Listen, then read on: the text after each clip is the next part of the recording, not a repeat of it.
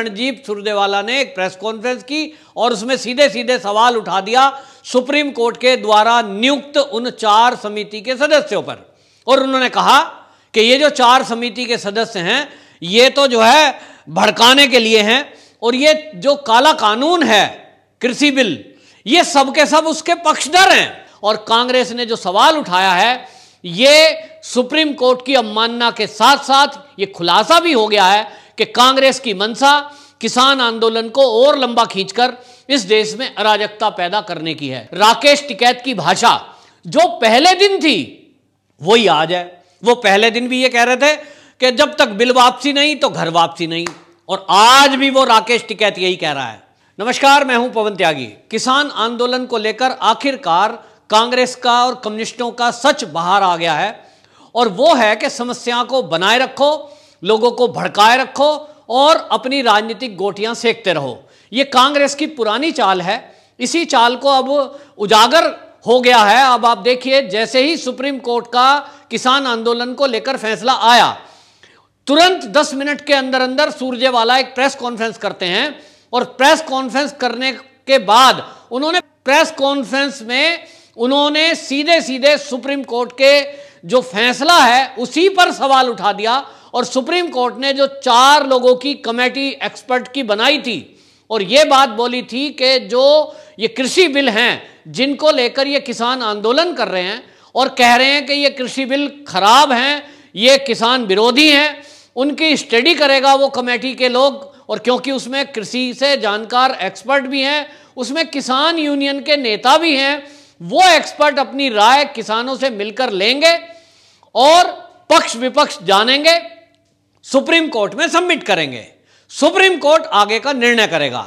लेकिन कार्रवाई शुरू होती उसके पहले इतनी जल्दी में कांग्रेस थी कि 10 मिनट के अंदर ही रणदीप सुरजेवाला ने एक प्रेस कॉन्फ्रेंस की और उसमें सीधे सीधे सवाल उठा दिया सुप्रीम कोर्ट के द्वारा नियुक्त उन 4 समिति के सदस्यों पर।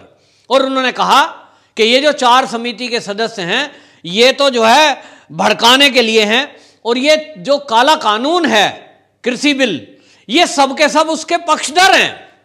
मतलब आप समझिए कि उसमें ये आरोप लगाना ये सीधा सीधा सुप्रीम कोर्ट की अवमानना भी है कि सुप्रीम कोर्ट यदि कोई फैसला करती है, सुप्रीम कोर्ट कोई गाइडलाइन दे रही है, सुप्रीम कोर्ट यदि किसी मुद्दे को सुलझाने में पहल कर रही है, उस पर भी उन्होंने सवाल उठा दिया। और यह सवाल इसलिए उठाया है ताकि किसान आंदोलन कर रहे लोगों को फिर से भड़काया जा सके।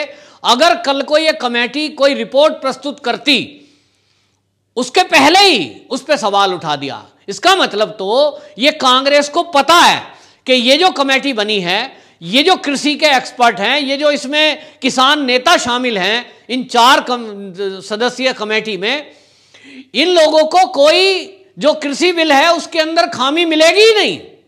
इसका मतलब तो ये क्लियर हो गया कि जो अभी तक हमारे देश के प्रधानमंत्री बोल रहे थे, कृषि मंत्री बोल रहे थे, कृषि एक्सपर्ट बोल रहे थे कि ये जो तीनों बिल मोदी सरकार लाई है ये किसानों के हित में है, अभी तक ये लोगों को बरगला रहे थे। लेकिन अब ये कमेटी के सदस्यों पर जो सवाल उठाया है उनका फैसला आने के पहले ही, इसका मतलब कांग्रेस बौखलाहट में ये कर गई है। और कांग्रेस ने जो सवाल उठाया है ये सुप्रीम कोर्ट की अवमानना के साथ साथ ये खुलासा भी हो गया है कि कांग्रेस की मंशा किसान आंदोलन को और लंबा खींचकर इस देश में अराजकता पैदा करने की है। दूसरी बात, सर्वोच्च न्यायालय के फैसले को हर वर्ग मानता है क्योंकि उससे ऊपर और कोई है नहीं न्याय प्रक्रिया में।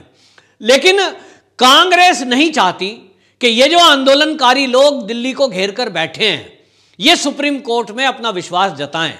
क्योंकि आप देखिए कि एक दिन पहले जब पत्रकार किसान आंदोलनकारियों से बात कर रहे थे तो वो ये कह रहे थे सुप्रीम कोर्ट जो फैसला देगी हम उसे मानेंगे। ऐसा क्या हो गया 24 घंटे के अंदर कि वही किसान नेता आज दूसरी भाषा बोल रहे हैं? किसने उनको ऐसा करने को कह दिया कि वो 24 घंटे पहले किसान नेता सारे बोल रहे थे टीवी पर आकर कि जो सुप्रीम कोर्ट कहेगी हम उसको मानेंगे, और अगर सुप्रीम कोर्ट मध्यस्थता करती है और कोई फैसला ऐसा करती है तो हम अपने अपने घर को चले जाएंगे। लेकिन 24 घंटे बीतने के बाद अब सारे किसान नेता एक सुर में बोल रहे हैं कि नहीं, घर बिल वापसी नहीं तो घर वापसी नहीं। ऐसा बोलना हर नेता का एक ही सुर। आखिरकार इसके पीछे क्या ऐसी बात है वो अब खुलासा हो गया है, क्योंकि कांग्रेस की जो भाषा है वही ये नेता बोल रहे हैं, कम्युनिस्टों की जो भाषा है वही ये नेता बोल रहे हैं। अभी अरुंधति राय जो पुस्तक लिखती है और बहुत बड़ी वामपंथी है, वो वामपंथी इनके मंच पर जाती है और वो वहां से भाषण क्या देती है, बोलती है वैसे तो मैं किताबें लिखती हूं, मुझे इन आंदोलन के बारे में कुछ ज्यादा बोलना नहीं आता है, लेकिन बोल क्या कह गई कि ये जो सरकार है ये किसानों के विरोध में है और अडानी अंबानी और पतंजलि के फेवर में है। मतलब आप समझिए जितने भी टावर टूटे हैं, जो अभी तक विरोध हो रहा है, उसके पीछे समझ में आता है कि ये वामपंथी लिबरल्स हैं। इनकी साजिश का खुलासा इन स्टेज से हुआ है, जैसा कि सीए के विरोध के टाइम में ये लोग शाहीन बाग में और जितने भी शाहीन बाग देश में बने थे उनमें भाषण देते थे, तो इनका खुलासा हुआ, तो धीरे धीरे अपने रंग में आए। बहुत सारे लोगों को जब हम कह रहे थे कि ये जो किसान आंदोलन है ये राजनीति से प्रेरित है, क्योंकि किसान के हित में ये तीनों बिल हैं, इसमें कुछ ऐसा है ही नहीं। सरकार समझाने में लगी थी, अखबारों में बड़े बड़े विज्ञापन दिए गए इस बिल को समझाने के लिए, लेकिन कोई सुनने को तैयार नहीं था। और आज बात वहीं की वहीं है। आज आप देखिए राकेश टिकैत की भाषा जो पहले दिन थी वही आज है। वो पहले दिन भी ये कह रहे थे कि जब तक बिल वापसी नहीं तो घर वापसी नहीं, और आज भी वो राकेश टिकैत यही कह रहा है। आज भी वो ये कह रहा है कि जब तक बिल वापसी नहीं तब तक घर वापसी नहीं। पत्रकार ने पूछा कि सुप्रीम कोर्ट ने अब तो स्टे लगा दिया, तो अब कानून तो इंप्लीमेंट होगा नहीं। आप भी तो यही चाह रहे थे कि कानून लागू ना हो, तो कानून जब लागू नहीं होगा, सुप्रीम कोर्ट ने स्टे कर दिया, तब तो आप घर वापसी जाओ। तो बोलता नहीं जी, ये स्टे हुआ, स्टे से हमारा कुछ नहीं होता, ये तो बिल वापसी होने चाहिए तीनों। तो भाई कमेटी के एक्सपर्ट बात करेंगे, आपसे भी बात करेंगे, किसानों से मिलेंगे, उसके बाद सुप्रीम कोर्ट में राय रखेंगे। हो सकता है तब सुप्रीम कोर्ट सरकार को यह निर्देश दे कि ये तीनों बिल रद्द कर दिए जाएं, तो इसका इंतजार तो करो। बोलते तो करेंगे, यहीं सड़क पर रहेंगे। मतलब सुप्रीम कोर्ट ने कहा है कि आप कोई दूसरी जगह चले जाओ, तो राकेश टिकैत कहते हैं कि हम दूसरी जगह नहीं जाएंगे। ये जो हाईवे है, इसी हाईवे को, दिल्ली गाजियाबाद हाईवे को घेर कर हम बैठेंगे, और ऐसे ही बैठेंगे जैसे आज बैठे हैं। मतलब उन्होंने बिल्कुल स्पष्ट कर दिया कि हम ना तो सुप्रीम कोर्ट की मानते, ना हम देश के प्रधानमंत्री की मानते, हम ना आम पब्लिक की समस्याओं से कुछ देखना सीखना चाहते हैं। हमें तो अपनी जिद मनवानी है, ऐश आ रही है, और इस ऐश को खत्म करना नहीं चाहते। हमें सबको पता चल रहा है, आज खुलासा हो रहा है। जो लोग कह रहे थे ये किसान नेता हैं, अब पता लग रहा है कि ये किसान नेताओं के अंदर ये क्या अनुशासन है कि वो देश के सुप्रीम कोर्ट की भी अवमानना करने से नहीं चूकते। और एक पत्रकार से बात करते हुए तो राकेश टिकैत ये कह रहे थे कि चाहे कितने ही आदमी मर जाएं, यहां जो है कुर्बानी दी जाएंगी, लेकिन कोई हटेगा नहीं। मतलब आप समझिए कि आप कह रहे हो कि कोर्ट का स्टे जो हुआ है वो हमारे आंदोलन को खत्म करने के लिए हुआ है। सुप्रीम कोर्ट ने ये जो स्टे दिया है, एक तरफ तो ये केंद्र सरकार से जो प्रस्तावित था और उसके बाद दोनों सदनों से जो पास हुआ, कानून बन गया, इसको सुप्रीम कोर्ट रोक नहीं सकता था, लेकिन फिर भी स्टे दिया। सब लोग सुप्रीम कोर्ट की इस बात को लेकर आलोचना कर रहे थे कि सुप्रीम कोर्ट को कोई पावर नहीं है कि केंद्र के कानून को, किसी भी कानून को वो स्टे लगाए। दूसरी बात, सुप्रीम कोर्ट को सब लोग ये उम्मीद कर रहे थे कि ये जो दिल्ली के बॉर्डर को घेर के बैठे हुए हैं, इस तरह तो कल को कोई भी कानून के मुद्दे पर कोई भी सरकार, केंद्र सरकार देश हित में कोई कानून लाएगी और इसी तरह भीड़ इकट्ठी होकर आएगी, किसी सड़क को घेर लेंगे, औरतों को, बच्चों को आगे कर देंगे और उसके बाद फिर ब्लैकमेल करेंगे सरकार को। तो क्या केंद्र सरकार हर कानून को इसी तरह सुप्रीम कोर्ट चुनौती देता रहेगा केंद्र के कानूनों को? क्या इसी तरह उन पर स्टे होता रहेगा? और अगर इसी तरह स्टे होता रहेगा सुप्रीम कोर्ट के द्वारा, तब फिर केंद्र सरकार तो काम कर ही नहीं सकती, ना वो हाईवेज बना सकती, ना वो देश हित में सीए लागू कर सकती, ना वो कॉमन सिविल कोड शामिल कर सकती, ना वो जनसंख्या समाधान कुछ कर सकती। कुछ भी काम करने नहीं देंगे, ये इन नेताओं ने सिद्ध कर दिया है। और अब राकेश टिकैत की जो भाषा है कांग्रेस की भाषा से मेल खाती है, बिल्कुल स्पष्ट है कांग्रेस के लीडर पहले दिन से ये बोल रहे हैं और झूठ बोलकर लोगों को भड़का रहे थे कि आपकी जमीन चली जाएगी। तो सुप्रीम कोर्ट में सॉलिसिटर जनरल ने इसको स्पष्ट किया कि किसी किसान की जमीन नहीं जा रही है, लेकिन किसान नेता कोई सुनना नहीं चाहते और इसलिए किसानों के वकील ये कोर्ट में गए नहीं। जब इससे पूछा राकेश टिकैत से, जी आपका वकील क्यों नहीं पहुंचा, क्योंकि आप कमेटी पे सवाल तो उठा रहे हो, लेकिन सुप्रीम कोर्ट ने आपको 24 घंटे पहले कहा था कि आप अपने अंदर से नेताओं में तय कर लो कौन कौन लोग कमेटी में रहना चाहते हैं, आप लाइए हमें नाम, हम उन पर विचार करेंगे और कमेटी बना देंगे।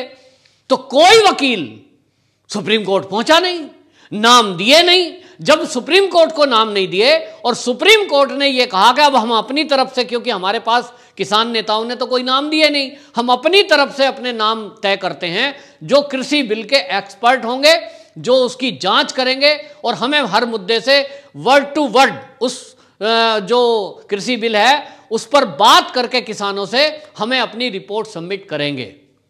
लेकिन ये राकेश टिकैत कहते हैं कि नहीं साहब, हमारा तो वकील छुट्टी पे चला गया था क्योंकि उनकी तबीयत ठीक नहीं थी। अरे भाई, तबीयत ठीक नहीं थी तो उसका तरीका होता है। कई सारे नेता हैं, किसी का भी नाम भेजते, लेकिन असली बात यह है कि राकेश टिकैत जैसे नेता को पीछे से फंडिंग हो रही है, उनको इशारा मिला हुआ है कि यह आंदोलन खत्म ना हो जाए किसी तरह।